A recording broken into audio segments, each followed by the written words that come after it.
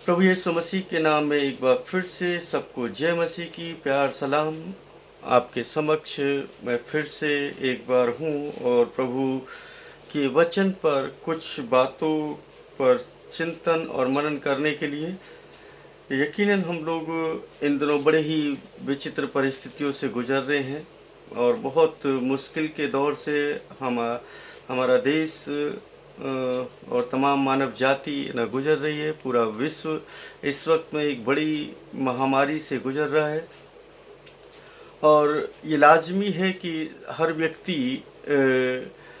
थोड़ा सा परेशान है, क्योंकि क्या होगा, कैसे होगा, क्यों, अब क्या होगा, आने वाले समय में हम कैसे अपने जीवन को या व्यतीत करेंगे, जीवन यापन करेंगे और किस तरीके से हम अपने जीवन में अपने परिवार की तमाम ज़रूरतों को पूरा करेंगे, क्योंकि तमाम कारोबार भी बंद हैं, सब कुछ बंद है।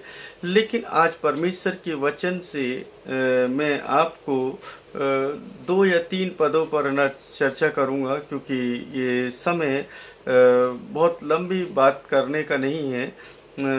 उन बातों पर गौर करें जो परमेश्वर हमसे कहते हैं और परमेश्वर ने हमसे वादा किया है।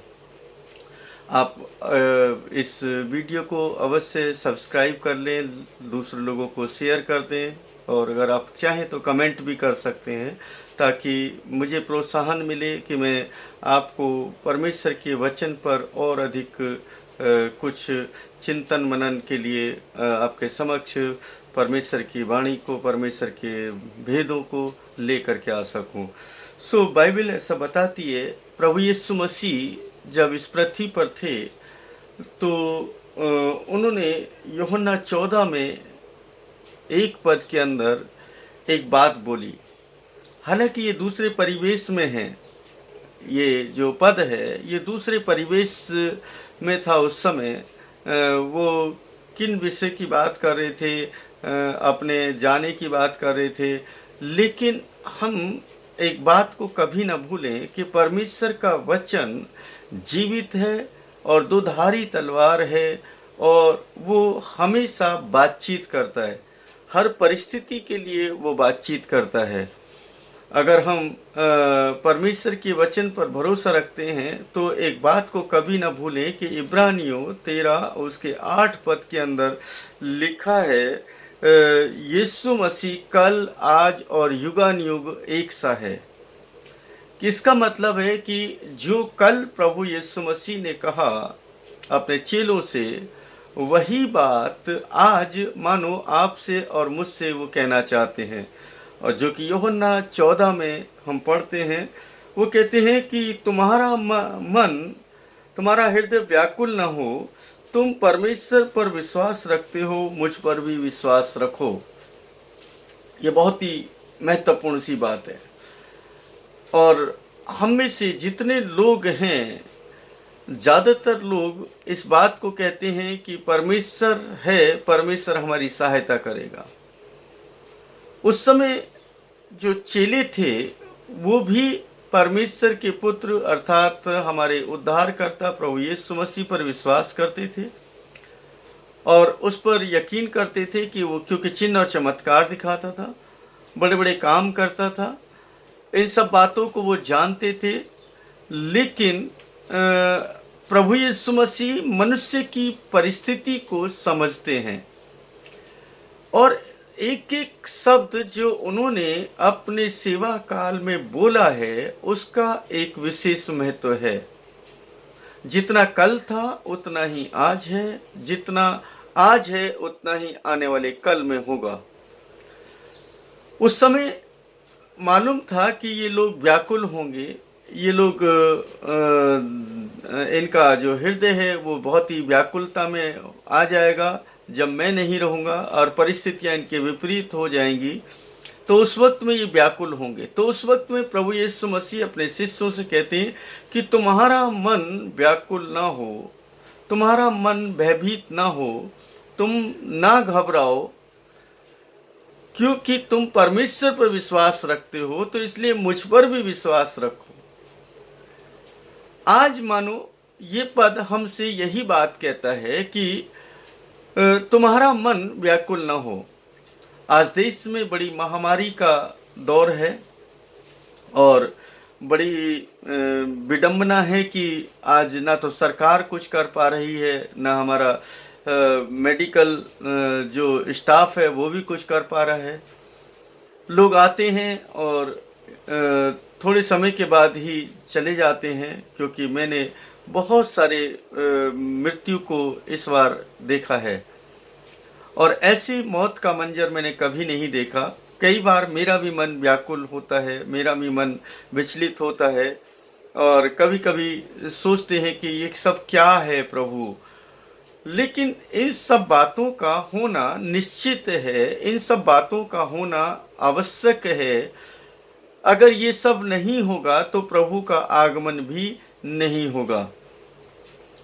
लेकिन फिर भी इंसान है तो इंसानी फितरत है कि उसका मन जो है वो व्याकुल हो ही जाता है, वो चिंतित हो ही जाता है। आपका और मेरा भी होता है। मैंने अपने बहुत सारे अजीजों को इस बार खोया है। मेरे बहुत सारे मित्र जो पासवान थे वो चले गए, जो बिलीवर थे वो चले गए, मेरे रिलेटिव्स चले गए, मेरे मित्र गणों में से ना काफ़ी लोग चले गए। और कई बार है ना, जब है ना उनके साथ कोई भी हादसा हुआ तो मेरा मन अवश्य व्याकुल हुआ। लेकिन परमेश्वर के इस वचन ने, प्रभु यीशु मसीह के इस वचन ने मुझे हमेशा सांत्वना दी और ये मानो कि यीशु हर बार मुझसे एक ही बात बोलते हो कि तुम्हारा मन व्याकुल ना हो। तुम परमेश्वर पर विश्वास रखते हो तो मुझ पर भी रखो। यकीनन मुझे इस बात की बड़ी खुशी होती है कि मेरे प्रभु ने मुझसे ऐसा बोला। ये किससे बोला मुझे नहीं पता, लेकिन मैं ऐसा सोचता हूँ कि ये शब्द जो है मुझसे बोले। और मैं आपको एक बात बताना चाहता हूँ कि अगर हम एक बात को पढ़ें जो यहोशू की पुस्तक के अंदर है। यहोशू की पुस्तक में एक बात प्रभु परमेश्वर यहोवा ने यहोशू से कही और उस बात को हम कभी ना भूलें, क्योंकि परमेश्वर जानता है कि मनुष्य चाहे कितना भी स्ट्रांग हो, कितना भी मजबूती के साथ अपने जीवन को चलाए, उसके जीवन काल में ऐसा समय अवश्य आएगा जब वो व्याकुलता में अपने जीवन को व्यतीत करता है। इसलिए जब मूसा की जगह पर यहोशू को खड़ा किया गया परमेश्वर के द्वारा, तो परमेश्वर ने उससे बातचीत की और परमेश्वर का वचन इस तरीके से बताता है और इसका नमा पद ना जो है वो बहुत महत्वपूर्ण है। नमा पद यानी कि परमेश्वर किसी के भी द्वारा बातचीत कर सकता है, कैसे भी बात कर सकता है, कहीं भी बात कर सकता है। उसके लिए न दिन है, न रात है, न कोई माध्यम ऐसा है जिसके द्वारा वो बात नहीं कर सकता। वो सब के द्वारा बातचीत कर सकता है। तो यहाँ पर यहोशू से वो क्या कहते हैं, इसके नवे पद को पढ़ेंगे। हालांकि 8वें पद को हम बहुत बार ना सुनते हैं, बहुत बार बातचीत करते हैं, लेकिन इसका नवा पद जो है वो क्या कहता है, क्या मैंने तुझे आज्ञा नहीं दी है, या बांध और दृढ़ हो, न डर और न हताश हो, क्योंकि जहां जहां भी तू जाए वहां वहां तेरा प्रभु परमेश्वर तेरे साथ रहेगा। अब आप ना यहाँ पर अगर इस बात को देखें कि प्रभु यीशु मसीह कहते हैं कि तुम्हारा मन व्याकुल ना हो, और यहाँ पर परमेश्वर का वचन कहता है कि मैंने तुझे आज्ञा दी है। ये मेरी आज्ञा है, ये मेरी आज्ञा है कि तुझे क्या नहीं करना है, क्या करना है, हियाव बांधना है और दृढ़ होना है, और डरने की जरूरत नहीं है और ना ही हताश होने की जरूरत है, यानी व्याकुल होने की जरूरत नहीं है, भयभीत होने की जरूरत नहीं है। जहां जहां पर तू जाएगा वहां वहां पर मैं तेरे साथ साथ रहूंगा। इस बात को कभी ना भूलें। अब ये दो बातें हमने पढ़ी और ये दोनों बातों में हम देखते हैं कि एक बात मिलती है कि यीशु मसीह कहते हैं कि तुम्हारा मन व्याकुल ना हो। यहाँ पर यहोशू से कहते हैं कि तू या बांध, दृढ़ हो जा, मत डर और हताश ना हो, क्योंकि जहाँ जहाँ तू जाएगा वहाँ वहाँ पर तेरा परमेश्वर यहोवा तेरे संग संग चलेगा, रहेगा। और ये आज्ञा के रूप में है। इन सब बातों को अगर मैं देखूं तो हमारा एक विशेष उद्देश्य जो रहता है वो ये रहता है कि हम किस तरीके से परमेश्वर से कुछ कृपा दृष्टि पालें।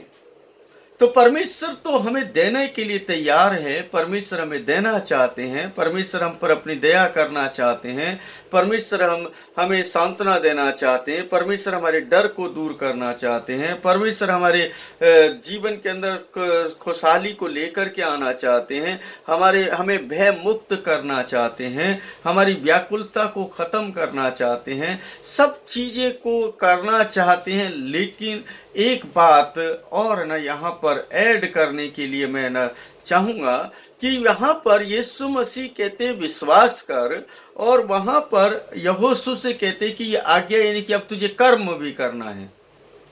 और अगर मैं इसका मैं रेफरेंसेस में नहीं जाऊंगा ज़्यादा, अगर रेफरेंसेस निकालने लगेंगे तो एक लंबा है ना वीडियो हो जाता है, और इतना लोग समय नहीं निकाल पाते कि वो बहुत लंबे समय तक है ना ये सब प्रचार कार्य को या उपदेश को सुन पाएँ। बहुत सारे ना कार्य होते हैं जिसकी वजह से वो थोड़ा बहुत सुनते हैं और थोड़े समय में वो चाहते हैं कि उनको वो बातें मिलनी चाहिए जो बातें वास्तविकता में हमारे लिए भली, उत्तम और उचित हैं। और मैं कोशिश करता हूं कि कम समय में उन बातों पर चर्चा करूं, और विस्तृत रूप से भी हम चर्चा कर सकते हैं, लेकिन उसके लिए एक अलग ना परिवेश होता है, अलग समय होता है जब हम ना विशेष रूप से अलग अलग सब्जेक्ट पर चर्चा कर सकते हैं। लेकिन यहाँ पर दो बातें जो हम देख रहे हैं, एक तरफ प्रभु यीशु मसीह कहते हैं कि तुम्हारा मन व्याकुल ना हो, तुम परमेश्वर पर विश्वास रखते हो, इसलिए मुझ पर भी विश्वास रखो। ये हमारे विश्वास का वो हो गया कि हमें विश्वास रखना है। अब मैं ये नहीं कहूँगा कि आप लोग विश्वास नहीं रखते, आप लोग विश्वास रखते हैं, मैं भी विश्वास रखता हूँ। इस दुनिया में जितने लोग प्रभु यीशु मसीह को जानते हैं वे विश्वास तो रखते हैं, लेकिन कर्म करने के लिए वो ना हमसे बोलते हैं कि हमें कर्म भी करना है, और कर्म करने के लिए ज़रूरत है कि हम अपने आप को तैयार करें। तो सबसे पहली बात हमें यहोशू के जीवन से भी ये देखना पड़ेगा कि यहोशू ने अपने जीवन में क्या किया, और वो किस तरीके से ना परमेश्वर की आज्ञा का पालन करता रहा। क्योंकि उसने जब ना मन व्याकुल ना हो तो वहाँ पर भी वो कहते हैं कि तेरा मन कच्चा ना हो और तू ना दृढ़ हो जा, मैंने तुझे आज्ञा दी है, तुझे क्या होना है, दृढ़ होना है। और परमेश्वर के वचन के मुताबिक अगर देखें तो वो आज्ञा का पालन उसने किया, और परमेश्वर यहोशू के साथ साथ रहा। और जो आज्ञा का पालन करना है वो हमारे कर्म में आता है, क्योंकि कोई क्रिया करेंगे तभी तो वो कर्म कहलाएगा। और कर्म करने का मतलब है कि हम परमेश्वर की उपस्थिति में रह करके, परमेश्वर पर विश्वास करके जो आज्ञा परमेश्वर ने हमें दी है उसका पालन करना। अगर यीशु मसीह के एक और पद पर देखें कि यीशु मसीह ने क्या कहा, यदि तुम मुझसे प्रेम करते हो, यूहन्ना 14 उसी के 15 पद के अंदर, तो कहते हैं कि तो यदि तुम मुझसे प्रेम करते हो तो तुम मेरी आज्ञाओं को मानोगे। यदि तुम मुझसे प्रेम करते हो तो तुम मेरी आज्ञाओं का पालन करोगे। और मैं पिता से विनती करूंगा कि वो तुम्हें एक और सहायक दे दे। इसका मतलब है कि हमें एक सहायक की आवश्यकता है, एक सहायक चाहिए जो हमारी सहायता कर सके। और उस समय परमेश्वर यहोशू से कहते कि मैं तेरे साथ साथ रहूंगा। यीशु मसीह कहते हैं कि मैं तुम्हारे लिए विनती करूंगा कि तुम्हें एक सहायक मिले, अर्थात सत्य का आत्मा, वो पवित्र आत्मा। मैं यहाँ पर एक कैरेक्टर को और देखना चाहता हूँ, एक चरित्र को और देखना चाहता हूँ बाइबल से। और बाइबल में ना एक व्यक्ति जो कि मुझे बहुत ज़्यादा प्रभावित करते हैं, और मैं उनके जीवन काल से बहुत कुछ सीखता हूँ। और मैं जानता हूँ कि आप लोग भी है ना उनसे बहुत कुछ सीखे हैं और बहुत कुछ है ना उनके बारे में जानते हैं। और उनका नाम है राजा दाऊद। दाऊद अपने जीवन के अंदर परमेश्वर को किस तरीके से महिमा देते हैं, किस तरीके से आज्ञा का पालन करते हैं, किस तरीके से परमेश्वर की उपस्थिति में रह कर के वो अपने आप को प्रूव करते हैं कि मैं परमेश्वर आपके अधीन रहना चाहता हूँ, इसका वाक्य आपको बहुत जगह पर मिल जाएगा। और किस तरीके का उनका जीवन था, उनके जीवन चरित्र को अगर पढ़ेंगे तो मालूम चलेगा कि वास्तव में उनके जैसा जीवन जीने वाले बहुत कम लोग हैं इस पृथ्वी पर। और उन्होंने विपरीत परिस्थितियों में परमेश्वर पर भरोसा रखा, विपरीत परिस्थितियों में परमेश्वर के साथ अपने संबंध को बना करके रखा। विपरीत परिस्थितियों में उन्होंने अपने जीवन के अंदर उन कार्यों को किया जिन कार्यों को आम व्यक्ति नहीं करना चाहता है, आप और मैं भी नहीं करना चाहते।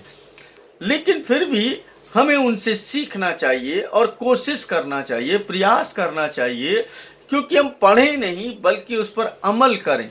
जब पढ़ते हैं तो कोई फायदा नहीं होता, लेकिन जब अमल करते हैं तो अवश्य उसका फायदा होता है। फिर वचन जो है वो अंकुरित होता है, बढ़ता है और वो फिर फल लेकर के आता है।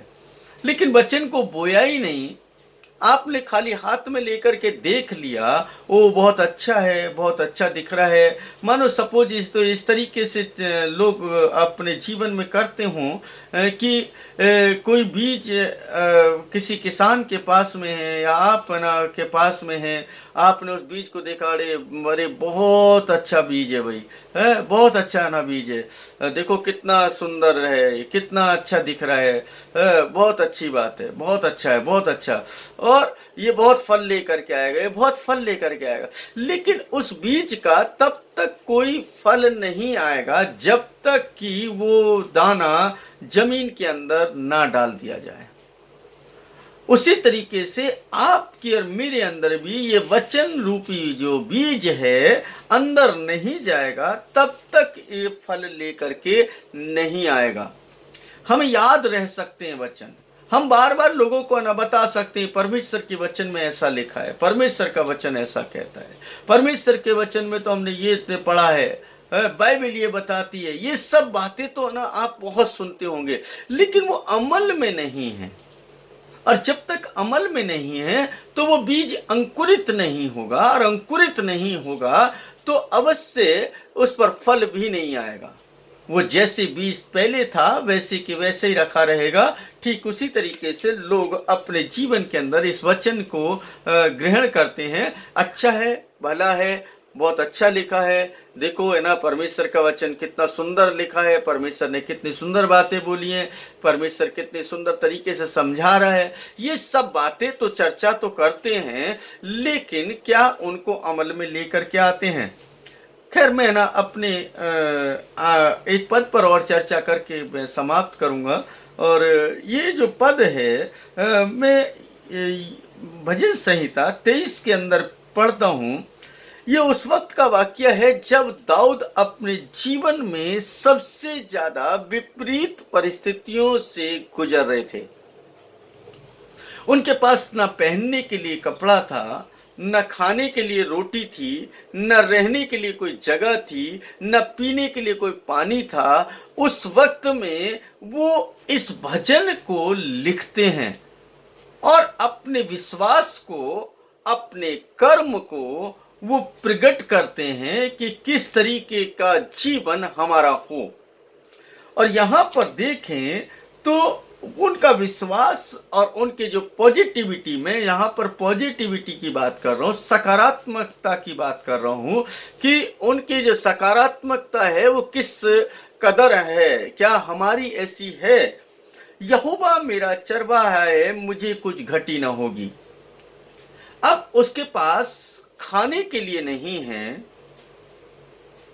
पैसा नहीं है, कोई साधन नहीं है, लेकिन वो कहते हैं कि यहोवा परमेश्वर मेरा चरवाहा है, मुझे कोई घटी नहीं होगी। अब आज के दौर में अगर देखें तो हमारे पास साधन नहीं है, जॉब नहीं है, व्यवसाय नहीं है, सब कुछ ठप है।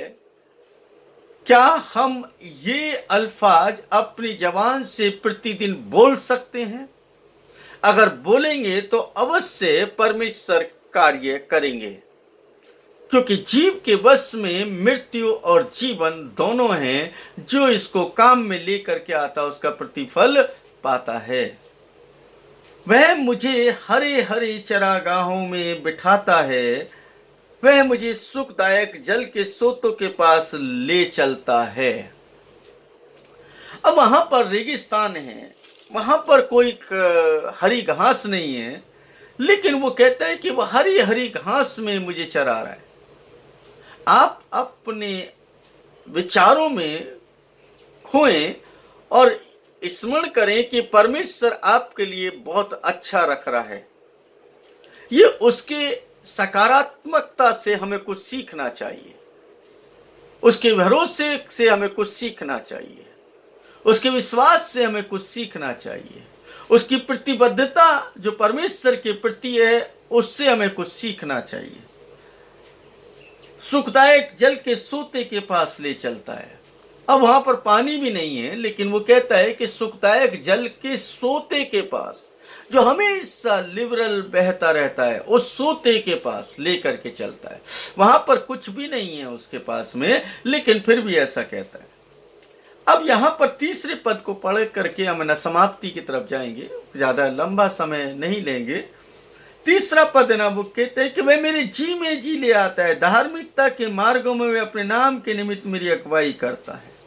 वह मेरे क्या करता है, जी में जी ले करके आता है। जब हमारा जी व्याकुल हो जाता है, मन व्याकुल, जी मतलब मन जो है व्याकुल हो जाता है, जब बेचैन हो जाता है तो वो हमारे जी में जी ले आता है, हमें संतुष्ट कर देता है, हमें संतुष्टि दे देता है।